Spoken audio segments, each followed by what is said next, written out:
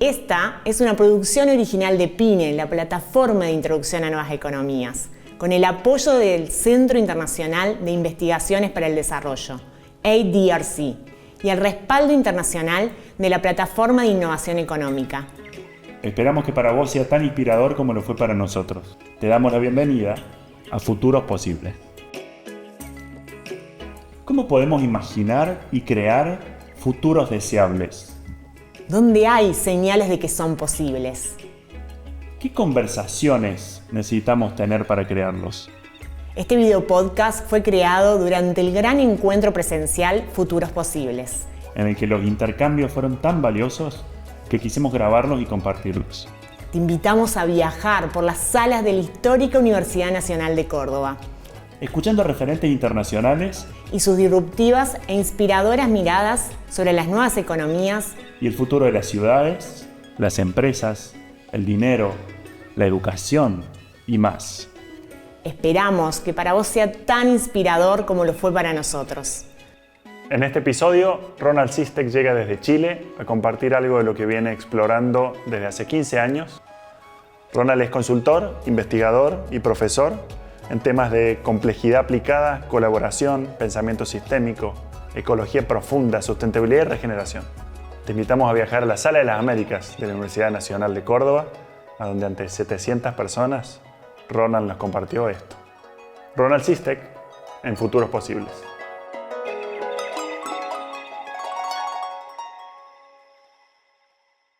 Bueno, muchas gracias por esta invitación. Llegó la hora, ¿no? El año pasado decíamos, bueno, falta mucho y el tiempo no es lineal.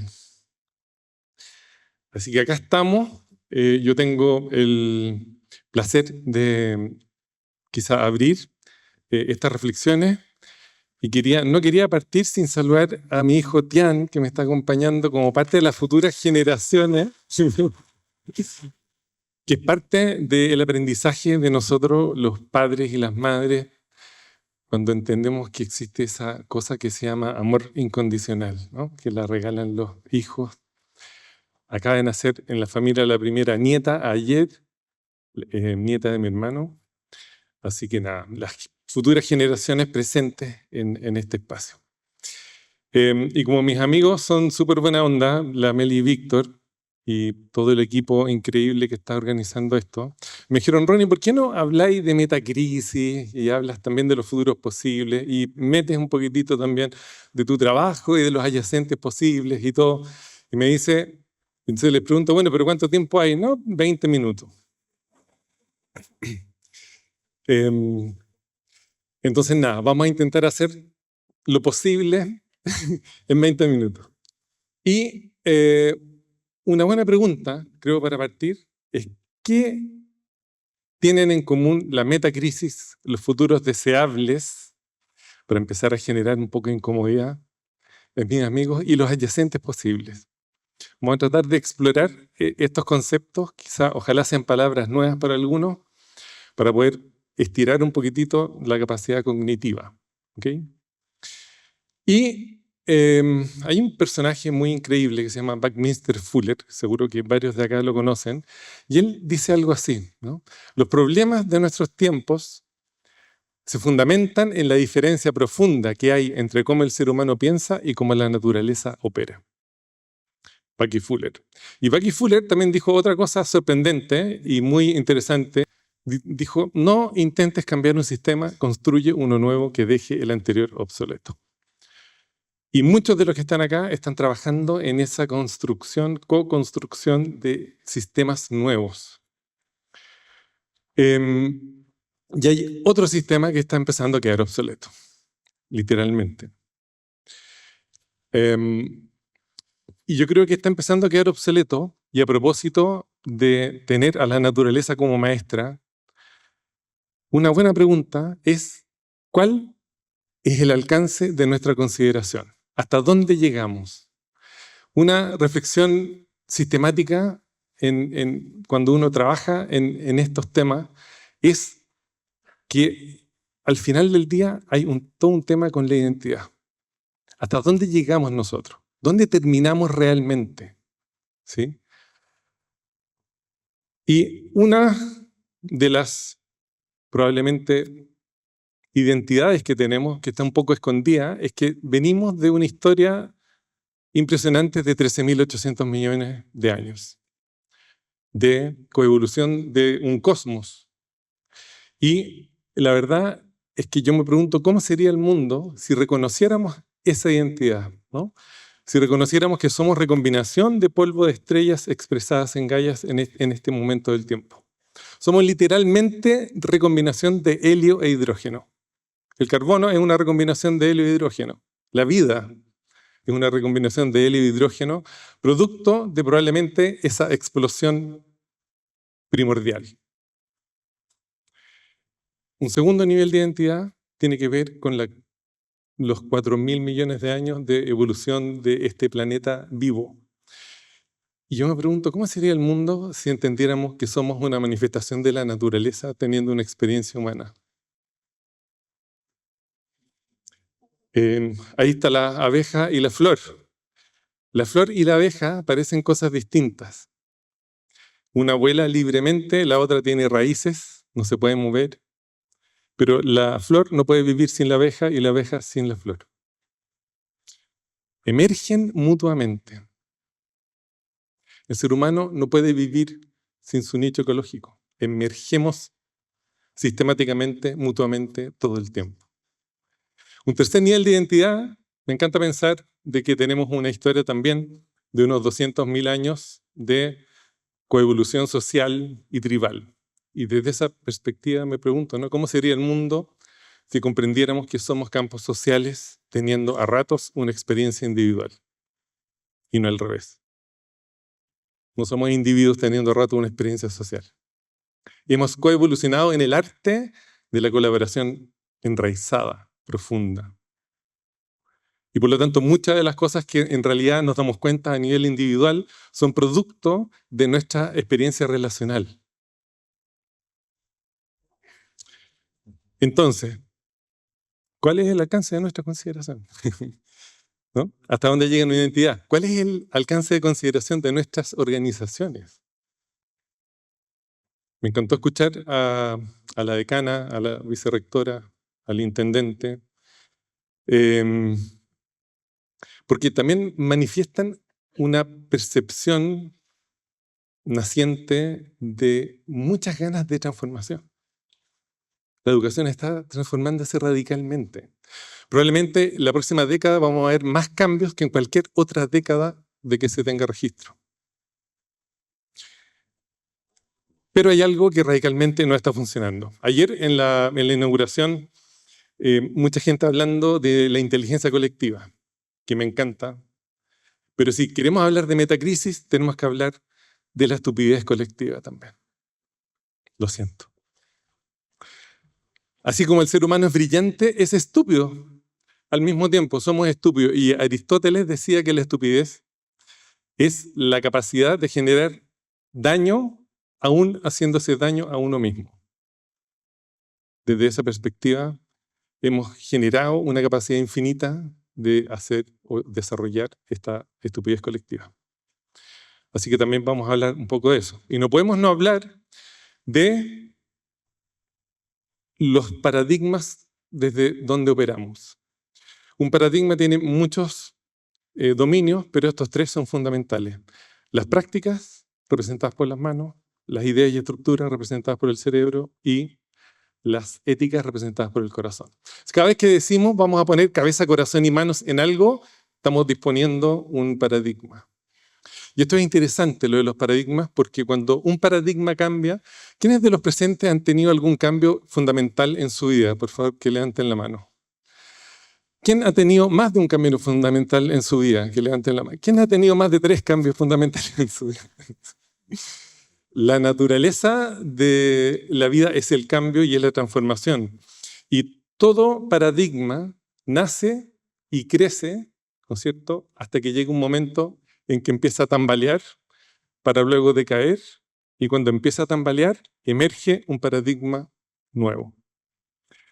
Esta es como un esquema de lo que ocurre sistemáticamente a los seres humanos muy seguido, y a los colectivos y a las instituciones, esto funciona en todas las escalas. y funciona en distintos niveles de profundidad. De repente tenemos un cambio así, y de repente tenemos un cambio que le podemos llamar transformacional, eventualmente. Y esto es interesante porque todo paradigma tiene una adopción temprana, un crecimiento, porque crecer no es malo, pero crecer tiene un límite. Ya vamos a hablar un poquitito más de eso. Hasta que llegan las contradicciones profundas y la turbulencia que evidencia falta de resiliencia en los sistemas. Y luego vienen decaimientos muchas veces abruptos. ¿Y qué es lo que pasa en un sistema cuando está en proceso de decaimiento? ¿Quién se atreve? Colapsa, a veces colapsa, se resiste. ¿Y el foco dónde está? El foco está en la hipereficiencia. Y ahí es donde estamos. Todo es eficiencia hoy día. Entonces es muy interesante porque al mismo tiempo empiezan a emerger con esa turbulencia nuevos paradigmas que parten el mismo ciclo.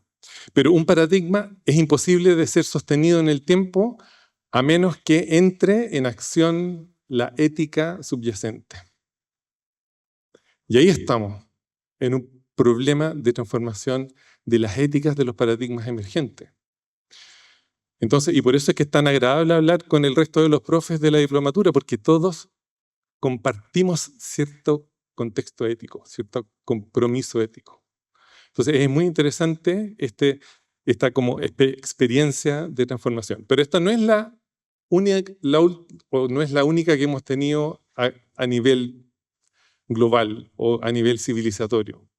Hoy día estamos en un cambio que algunos autores le llaman el tercer gran cambio a nivel sociocultural, y eso implica que ha habido dos antes. Probablemente el más radical de todos, el cambio de ser cazadores-recolectores a ser agricultores, por múltiples motivos. Uno de ellos, la pérdida de movimiento, que ha tenido consecuencias no solo biológicas, sino que psicológicas. Transformamos nuestra manera de estar en el mundo radicalmente. Antes nos movíamos permanentemente y probablemente no crecíamos demográficamente porque el mismo movimiento nos permitía tener un cierto equilibrio. La economía fundamental del mundo cazador-recolector era la economía del regalo y la economía del retorno inmediato, porque no podían acumular. Y interesante eso del regalo, porque hoy día regalar es considerado algo irracional desde la perspectiva económica. Sin embargo, gran parte de nuestra existencia, que han sido decenas de miles de años, hemos evolucionado en ese tipo de economía. Por lo tanto, la economía dominante hoy es una economía relativamente reciente para la experiencia humana. Y generamos varios patrones. 4 de los más relevantes probablemente es la emergencia de las jerarquías como estructura social, porque empezamos a acumular, entonces reemplazamos la estrategia de retorno inmediato por retorno retardado, empezamos a reemplazar el regalo por la transacción, y por lo tanto empezamos a acumular, y esa acumulación se repartió, y ese reparto empezó a generarse intercambio, y por lo tanto empezaron a generar deuda. Emergieron las primeras monedas, etc. Y empezamos a transformar nuestras sociedades sedentarias en estructuras jerárquicas. Esas jerarquías inicialmente estaban con sacerdotes a la cabeza, luego con faraones, luego con reyes, luego con comerciantes, luego con comerciantes, luego con comerciantes, luego con comerciantes, luego con corporaciones, y así ha sido un poco la evolución de estas jerarquías. Esas jerarquías no pueden funcionar con confianza porque requieren del estímulo del miedo para mantenerse en el tiempo. Por lo tanto, el miedo como emoción fundamental de los campos sociales jerárquicos ha sido también una experiencia relativamente nueva en nuestra historia evolutiva humana. Tercer patrón, la supresión de lo femenino. Empezamos a crear mucha estructura patriarcal, y con la supresión de lo femenino también comenzó toda una carrera de separación profunda entre el ser humano y el mundo natural. Y esto solo se profundizó en lo que algunos llaman el segundo gran cambio, donde el mundo agrícola se integró con una sociedad de crecimiento industrial. Y esto nos tiene hoy en esta situación. Estamos hoy día experimentando masivamente estados de sobrecarga y colapso. ¿Qué me dicen de la lluvia de hace 2 días atrás? Una cosa impactante. Y este colapso y este estado de sobrecarga se manifiesta en múltiples dominios ecosistémicos profundamente. Hemos superado ya, empieza a haber evidencia del 7º límite de 9 de los límites planetarios, que son límites, que son ciclos que sostienen la vida compleja sobre la Tierra.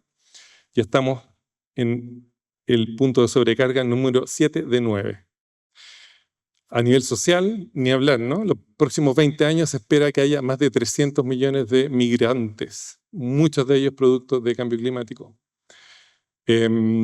Encuestas recientes en jóvenes de entre 19 y 26 años indican que los jóvenes ya no le perdieron la esperanza de un mundo mejor.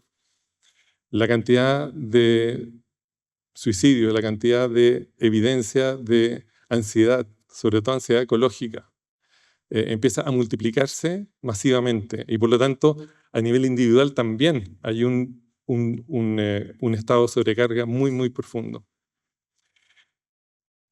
Esto, y aquí entramos en la metacrisis, porque es muy evidente que hay crisis múltiples, o sea que la crisis en el mundo educativo no está separada de la crisis social, que tampoco está separada de la crisis económica, pero hay un fenómeno que también es nuevo, que es que por primera vez somos considerados una civilización global. Los colapsos de civilizaciones anteriores todos han representado pérdidas parciales ecológicas. Pero por primera vez estamos frente a un evento que es considerado global. Y esto es muy interesante porque gente que estudia riesgos existenciales empieza a evidenciar ciertos patrones subyacentes a esta capacidad global. Y por lo tanto aumentan, ¿no es cierto? Patrones subyacentes aumentan la inestabilidad y la complejidad. Esto es lo que diferencia a las policrisis de las metacrisis. Y por lo tanto, el estado de vulnerabilidad es cada vez más profundo. ¿Cómo llegamos hasta acá? Si pensamos en esta idea de una sociedad de crecimiento industrial y finalmente el paradigma sobre el cual operamos hoy, paradigma dominante, tiene que ver con esto, con la creencia profunda de que podemos crecer infinitamente en un planeta que es finito. Y eso evidentemente que no es posible y no es sostenible y tiene sus días contados. Ahora, ¿quién subsidia este crecimiento? Y es interesante porque cuando uno se mete en estos temas, siempre dice, bueno, pero es que la energía está subsidiada, la agricultura está subsidiada. El otro día leía un informe que decía que el 99% de los subsidios a la agricultura son para la agricultura industrial fundamentada en semilla transgénica y paquetes tecnológicos sintéticos. Solo el 1% es para agricultura de contextos orgánicos, con fortalecimiento de material genético de semillas tradicionales. Entonces, pero fundamentalmente, si hay 3 voces que pagan, yo diría, un porcentaje altísimo de las externalidades negativas, esas 3 voces son la naturaleza, las futuras generaciones y las comunidades más marginales. Y esas 3 voces son las que sistemáticamente están pagando y nuestro sistema tratamos de regular eso a través de el comportamiento del Estado y una serie de paliativos que en realidad no se hacen cargo del fondo, sino que solamente de las consecuencias. Entonces, escenarios que ya existen, hay escenarios de colapso, hay mucha gente que se está preparando para el colapso mayor, pero vemos muchas zonas colapsadas. En Chile tenemos ya una cantidad de zonas de sacrificio masivas. Entonces el colapso ya existe, ya está manifestándose en múltiples lugares y de múltiples maneras. Y el otro escenario son escenarios distópicos con profundidad en inequidad, con concentraciones de poder, con cada vez más evidencia de cierto nivel de sociopatía y psicopatía en líderes, sobre todo de partidos políticos y de grandes corporaciones. Hay un estudio súper interesante que dice que ya va en 23%. Entonces, hay algo en este fenómeno distópico muy interesante también. Sin embargo, yo y acá muchos de los que estamos acá probablemente compartimos de que al mismo tiempo están apareciendo muchas semillas que nos llevan a entender el fenómeno quizá más radical de estos tiempos, que tiene que ver con la regeneración, porque la regeneración es el lenguaje de la naturaleza. Y por lo tanto emerge una posibilidad de un tercer atractor. Y lo dibujé de esa manera porque todo paradigma emergente puede crecer, porque crecer no es malo. Una persona que yo estimo mucho y con la cual trabajé varios años, que se llama Manfred Max Neef, decía lo siguiente: un árbol crece hasta que literalmente detiene su crecimiento, pero nunca detiene su desarrollo. El desarrollo puede crecer infinito, pero el crecimiento no. El desarrollo puede ser infinito, pero el crecimiento no. Y yo me pregunto, ¿qué otra estrategia tenemos para transformar crecimiento en desarrollo? A mí me encanta hablar, ya que la palabra desarrollo también tiene algunas acepciones extrañas, me encanta hablar de florecimiento. ¿Cuál es el punto en que podemos dejar de crecer y empezar a florecer? Como seres humanos, como organizaciones, como civilización. Entonces, esto probablemente uno de los desafíos más grandes para los años que vienen es cómo generamos la transición de pensar de que podemos crecer infinitamente en un planeta finito hacia un paradigma donde podamos crear sistemáticamente más condiciones para más vida. Y eso va a requerir la transformación literalmente de todo. No sé. Y es interesante porque toda transformación se hace en función de lo que se conserva. Entonces, una pregunta subyacente a esto es: ¿qué es lo que necesitamos conservar para producir las transformaciones que requerimos? ¿Sí? Y entonces, si volvemos a este dibujito, entonces, todo paradigma dominante, ¿no es cierto?, que tiene este comportamiento, si miramos el fenómeno de la hipereficiencia y del decaimiento abrupto, ahí emerge la metacrisis. En todo paradigma emergente, como vimos, emergen múltiples expresiones de economías con éticas centradas en la vida, en todas sus formas, y por lo tanto podemos pensar y soñar una estrategia de crecimiento-florecimiento para estas economías, y desde probablemente este efecto de lo que vamos a hacer estos días, que es imaginarnos futuros posibles.